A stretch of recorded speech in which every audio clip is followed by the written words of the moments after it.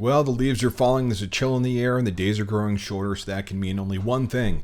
It's technology conference season, especially the HR technology conferences. And most of the prognosticators in the space are coming back and telling us about all the fabulous ways that AI is going to change our lives for the better as employees. Well, spoiler alert, it's not.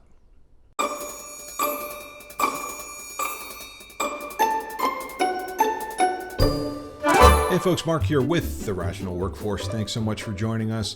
So, unless you've been living in a cave somewhere, you have been hearing nothing but all the amazing ways that AI is going to change our lives and make the world a better, brighter place. And if you're a worker, you're probably oscillating somewhere between, hey, AI is really going to help me out in my day job, or, oh shit, AI is going to replace me. And honestly, you'd be forgiven for feeling that way as a worker because there's so much confusion and hype and hyperbole that keeps coming out of the tech sector that's fueling that. And, remember probably about 2 or 3 years ago, maybe even more than that, we were all supposed to be having these strapped on our head, and that's how we were going to spend our workday, right? In the metaverse, socially distanced and safe from all evils. Well, fast forward a couple of years, and now we're living in a world where the debate of, are you going to come back into the office?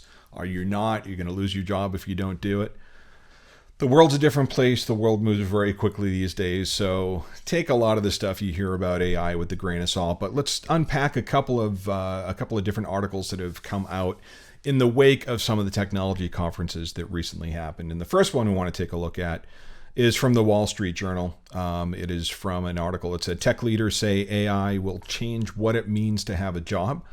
It's an interesting read. It's always an interesting read, especially when you get a chance to get a glimpse at what some of the uber leaders of think tanks and the digital elite have to say about where these technologies are going. It's always, I find it a little bit humorous and filled with hyperbole, but let's dig into it. Artificial intelligence will likely lead to seismic changes to the workforce, eliminating many professions and requiring a societal rethink of how people spend their time, prominent tech leaders said on Tuesday. Speaking at the Wall Street Journal's Tech Live conference on Tuesday, OpenAI CEO Sam Altman said that the changes could hit some people in the economy more seriously than others, even if society as a whole improves. This will likely be a hard sell for the most affected people, he said.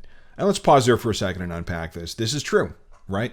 My day job is in the world of marketing and marketing consultancy and creative services, and AI is already starting to have a pretty big impact on that. And it's not just on those kind of creepy AI generated images where they haven't figured out how to cross the uncanny valley yet, and it's AI when you look at it, but it's kind of close to being human. Certainly the visual arts are being impacted by AI, but also things like ChatGPT, copywriting, things of that nature. I can definitely see a day when AI is going to get a hell of a lot better than it is right now, and make these jobs not disappear, but certainly be utilized in a much different way. But the notion that AI is going to wholesale replace big swaths of our industry and our workforce, I think that is probably a little bit overblown. I did spend a chunk of my career in the manufacturing space, and automation technology has absolutely made things more efficient and replaced people, but also the human element remains to be a very, very critical component of making all this stuff run smoothly. And let's just jump back into this Wall Street Journal article. And I want to unpack something else that feels a little bit more George Jetson flying car territory. So earlier Tuesday, Vinod Khosla, probably butchering that name. I seem to be doing butchering a name in every video I produce, but I apologize for that. A prominent venture capitalist whose firm was one of OpenAI's earliest backers, laid out a stark timeline for AI's transformation of work. Within 10 years, AI will be able to do 80% of all jobs that we know today, said Khosla, a tech investor and entrepreneur of more than 40 years. 80% of the jobs that are out there. Let's kind of gut check that against reality. So this is from pewresearch.org. It's an article titled 10 Facts About the American Workers. And if you look here, point number 3, most American workers are employed in the service sector. As of July, and I believe this is from this is 2019, so the numbers have changed a bit today, but they're still largely on track. 107.8 million people, or 71% of all non-farm payroll employees, worked in private service providing industries. Among the major service industry sectors, the biggest was trade, transportation, and utilities, followed by education and health services, professional and business services, and leisure and hospitality, and so on. Okay, so if AI is going to replace 80% of the jobs, that means that a significant portion of the folks we just talked about here, I don't think AI is going to replace linemen that have to go out and fix electrical lines after a storm. I don't think we're going to have robots delivering our food at restaurants all the time. I don't think that driverless cars or driverless trucks are going to dominate the road anytime in the near future, while you still see stories about how relatively minor things that are in the road can bring a autonomous vehicle to its knees and to a complete stop. It's this hyperbole. It's this kind of wild prognostication that comes out of these think tank conferences that are sometimes divorced from the reality of day-to-day life. And then media outlets completely explode and run with the sensational, as they always do. That kind of creates this general panic and frustration in the marketplace. And again, we mentioned at the top of the video that it's HR conference season. One of the biggest conferences that I've gone to for decades, but I sat out this year, is the HR Technology Conference. And everything was abuzz around AI. And I think that AI is already in the workplace. It is undoubtedly going to create some changes, and the smart companies are already embracing it today. But you see some of the analysts that come out of it and say that AI is going to radically transform everything. And I have a very hard time squaring off where in one breath, these people will say we have to create a workplace that's more empathetic and more understanding of people's needs, and create stronger connections between people so folks feel less isolated and they really want to engage more in the work. And then on the other breath say, yeah, but we're going to invest a ton of money into making bots seem like humans so we can spend less time interacting with people at scale. I just can't get my head around that. Maybe it's my Gen X old fartness that's coming to the surface, but whenever I see reports like that, I always kind of roll my eyes a little bit and go, okay, we'll check in 5 years and see how that report aged. What is really cool to see is that there are some analysts out there that have a pretty clear-eyed vision of what's going on out there right now. And then there are some practitioners in the field that I think are actually using AI in a constructive way. So let's take a look. We're going to go over to an article from Diginomica. Brian Sommer, I've had the honor of meeting with and briefing Brian several times over my career. Just a really smart guy and a real straight shooter. And here's what he had to say, reporting back from the HR Tech Show.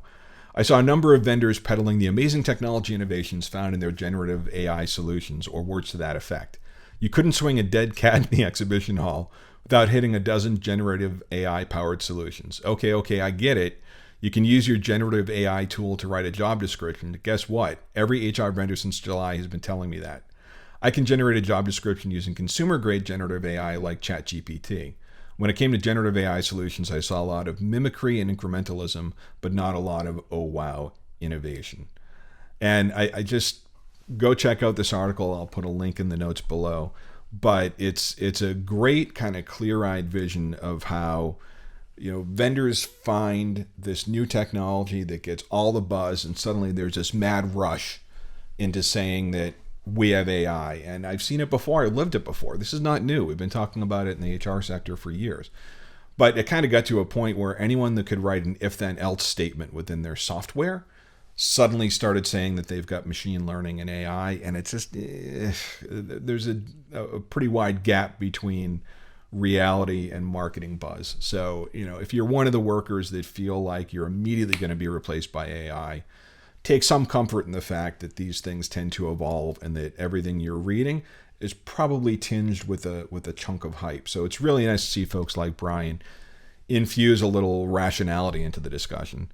But I thought this was also an interesting article. This was from HR Executive Magazine, and they talked to 4 different CHROs, Chief Human Resource Offices, about how they're using AI in the workplace today. And instead of talking about using it to replace human interactions, they are talking about how AI is actually kind of automating some of the more mundane aspects of HR and things like compliancy and data sorting and things of that nature. And I'll put a link to this article as well down below. But I think that we'll close out on something it's a really great quote from this person, Tracy Sponenberg, who is from the Granite Group. And she said, HR still needs the human touch. Generative AI can't replace human emotions yet. We put yet in quotes. And, it's important to remember that for those of you that are employers, those of you that are managers, those of you that are in the HR space, that, employees really do need that connection with other individuals. It sounds fluffy. It sounds kind of airy and kumbaya, but it's true, especially today when we're in a world where so many people work from home and you don't have that in-office interaction. You don't have that in-office camaraderie. Adding this other layer of abstraction that is going to separate you further from the people you're supposed to manage and take care of. Just because you can do it doesn't mean you should, right? So don't take pride if you're a technology vendor and look, we've created these AI bots that trick people into thinking they're interacting with human beings, and that's great. I still think AI has a long way to go before, as Brian says, there's enough oh wow moments out there. But, having a connection with people and understanding what your team needs, where their challenges are, and how you can help them to overcome it, like that's the key to building a successful workplace. And yes, there are going to be some jobs that are displaced by AI, but I think that the smart folks, if you're an employee, is to think about the ways that AI could impact your job, start learning about AI, and start learning about how you can integrate it into your day-to-day activities and get ahead of it, right? Be the person that offers suggestions on how it can be worked in tandem with your role instead of waiting until someone figures out how it can replace your role, and then probably 2 years later, they're going to figure out that they were wrong and they overestimated what AI could do, and they're going to start hiring back again. You've been in this space long enough. You've seen these hype cycles come and go. I think this is one of them, but I think it has legs. So tell me what you think. Would love to hear your comments. Please put them in the notes below.